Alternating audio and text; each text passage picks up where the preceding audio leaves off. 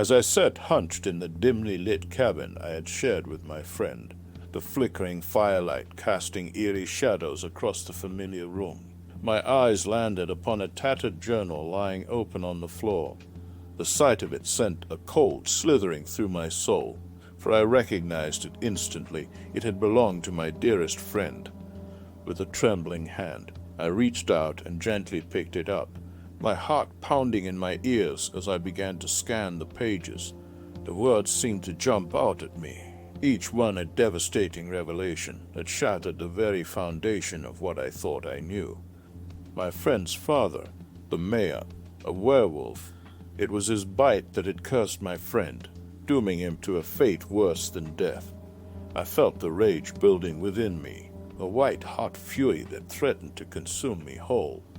All this time, the very man who was meant to protect our village had been the one bringing death and destruction to our doorstep. I wanted to scream, to confront the mayor and make him pay for his heinous crimes, but I knew deep down that the villagers would never believe me, not after what I had done. They would see me as a madman, a desperate liar trying to shift the blame. No, I would have to handle this on my own, to become the judge, jury, and executioner that my friend's father so rightly deserved. With a renewed sense of purpose, I rose from my seat, the journal clutched tightly in my hand. The silver dagger that had taken my friend's life now felt like a weight of justice, a tool that would soon be used to exact the ultimate retribution. I would find the mayor, I would confront him, and I would make him pay for the unspeakable act that had robbed me of my dearest companion. I pored over the journal's damning revelations. A surge of determination coursed through me. The mayor, my dear friend's own father, was the monster who had cursed him, the very beast that had taken his life. A righteous fury burned within me, fueling my every step as I strode towards my family's silver mine. My aging father, the owner of the precious resource that kept our village afloat, looked upon me with weary eyes as I presented the journal's horrific content. Yet, to my surprise, he did not recoil in disbelief.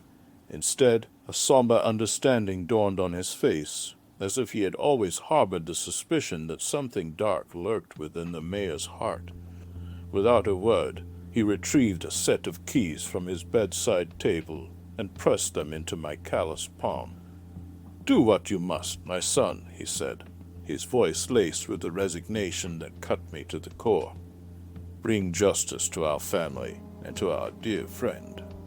Clutching the keys, I hurried to the mine, my mind racing with the possibilities that lay before me. The silver, the lifeblood of our community, would now be the instrument of the mayor's demise.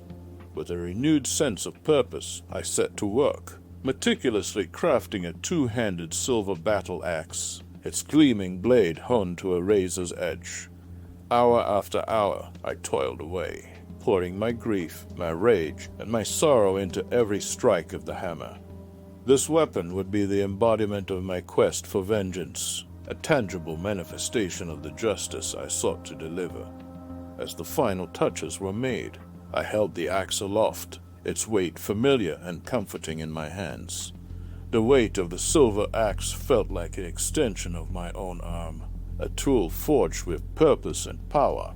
As I gripped the hilt, I could feel the righteous fury coursing through my veins, a burning desire for retributions that threatened to consume me.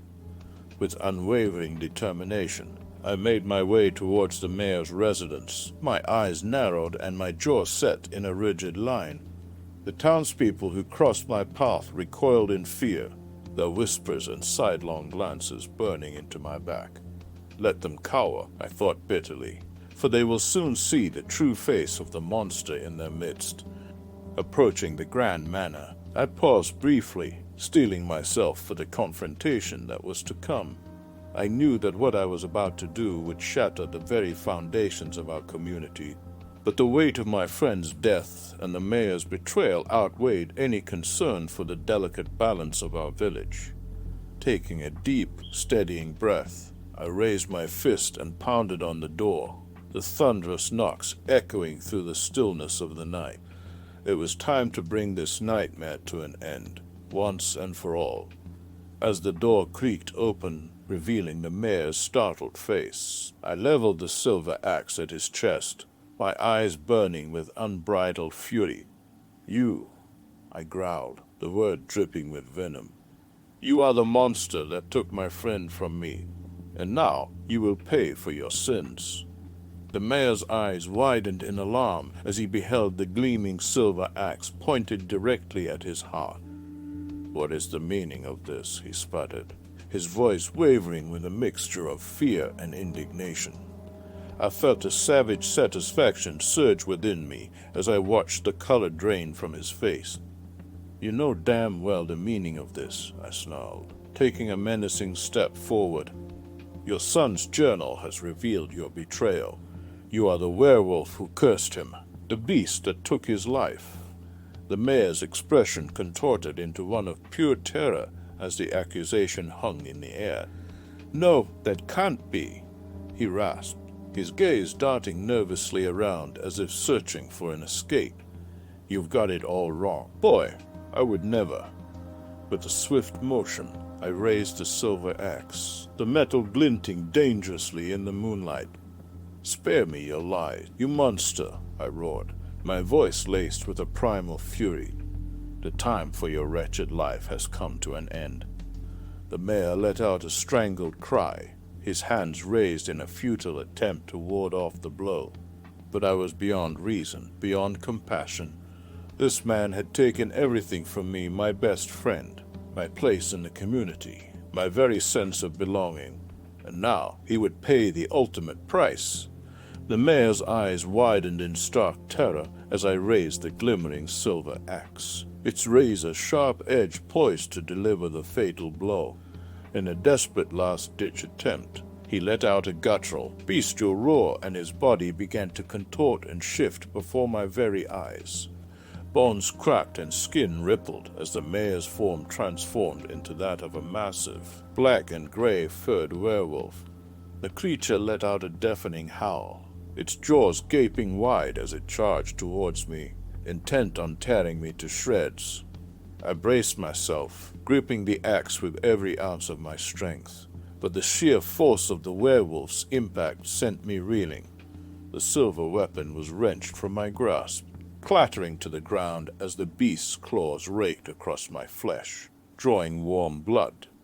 Snarling with primal fury, the werewolf lunged for my throat, its razor-sharp fangs bared and gleaming. In a last-ditch effort, I fumbled for the silver dagger at my side, and with a final burst of strength, plunged it deep into the monster's side. The werewolf's agonized howl echoed through the night air as it reared back, its claws slashing downwards in a savage arc. Searing pain lanced through my abdomen, and I felt the warm rush of blood as the creature's talons ripped through my flesh. Gritting my teeth against the agony, I reached for the fallen silver axe, my fingers closing around the familiar hilt. With a desperate, final surge of adrenaline, I swung the weapon upwards, the gleaming blade cleaving through the air, and with a sickening crunch, it split the werewolf's skull wide open. The creature's guttural howls of pain transformed into a harrowing death rattle as it collapsed to the ground in a lifeless heap. I stood there, chest heaving, the silver axe trembling in my bloodied hand. The adrenaline coursing through my veins was the only thing keeping me upright as I gazed down at the now motionless form of the mayor-turned-beast. My vision began to blur, the edges growing dark as the severity of my wounds caught up with me. Warm blood seeped through my clothes, staining the ground beneath my feet. With a ragged gasp, I stumbled, the axe slipping from my grasp as I crumpled to my knees. As the world around me faded, I couldn't help but feel a twisted sense of satisfaction. The monster responsible for taking my dearest friend's life had been vanquished, my quest for vengeance finally complete. But at what cost? The blackness encroached on my consciousness, and I welcomed the sweet embrace of oblivion, my eyes staring blankly into the night.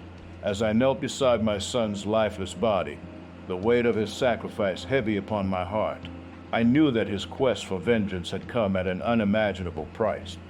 The gleaming silver axe, now slick with his blood, lay discarded at his side, a testament to the harrowing battle that had taken his life. With a weary sigh, I reached into my coat pocket and withdrew the tattered journal that had set this entire tragic sequence of events into motion. Its pages, once filled with the vibrant dreams and aspirations of my son's dearest friend, now held the key to unraveling the dark truth that had consumed our once peaceful village. I made my way to the town square, the journal clutched tightly in my trembling hands. As the villagers gathered, their eyes filled with a mixture of fear and curiosity, I began to recount the horrors that had been hidden from them for so long. The mayor's sins, the curse placed upon him by the gypsies he had so cruelly driven from their land, and the tragic role it had played in the downfall of my son and his friend, it all came tumbling out in a painful torrent of revelation. The townspeople listened, their faces etched with a dawning horror as the magnitude of the mayor's betrayal sank in. With a grim determination, they set upon the monster's lifeless body, denying him even the most basic of last rites. His remains were swiftly committed to the flames, the villagers eager to erase all trace of the evil that had festered in their midst. I stood before the twin graves. The weight of my grief threatened to crush me. My son, my flesh and blood, lay eternally at rest beside the friend he had cherished above all others. The emerald grass blanketing their resting place was a cruel mockery of the vibrant lives that had been so brutally extinguished. I knelt between the humble headstones, my weathered fingers tracing the engraved names with a sorrowful reverence. How I wished I could have done more, that I hadn't entrusted my son with the burden of seeking justice. Yet, in my heart, I knew he had been driven by an unwavering need to right the wrongs that had been done to his dearest companion. A single tear escaped the corner of my eye, tracing a solitary path down my weathered cheek. If only I had listened to my instincts, if only I had acted sooner to expose the mayor's monstrous deeds. Perhaps then, my son and his friend would still be with me, their laughter and joy filling the air, rather than this unforgiving silence. I drew in a shaky breath, the guilt and sorrow pooling in the pit of my stomach. "My dear boys," I whispered, my voice barely audible even to my own ears. "I promise that your sacrifice will not be in vain. I will ensure that the memory of your bravery and loyalty lives on, that your names will be honored and revered by all who hear this tale." Reaching into my coat, I produced 2 small, silver tokens, the final gifts I could bestow upon my son and his friend. Gently, I placed them atop the freshly turned earth, a silent prayer for their eternal peace escaping my lips.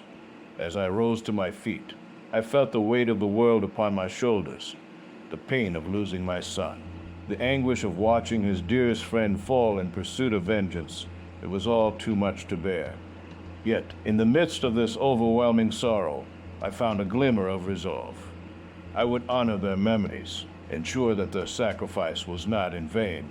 With a steadfast determination, I would weave their tale, passing it down through the generations so that the names of my son and his companion would never be forgotten. Casting one final, longing glance at the twin graves, I turned and made my way back towards the village. The townspeople, once divided by fear and mistrust, now stood united in their collective grief and desire for atonement. Together, we would rebuild, reclaiming the sense of community that had once thrived in this place. As the sun dipped below the horizon, casting the world in a soft, golden glow, I couldn't help but feel a bittersweet sense of closure.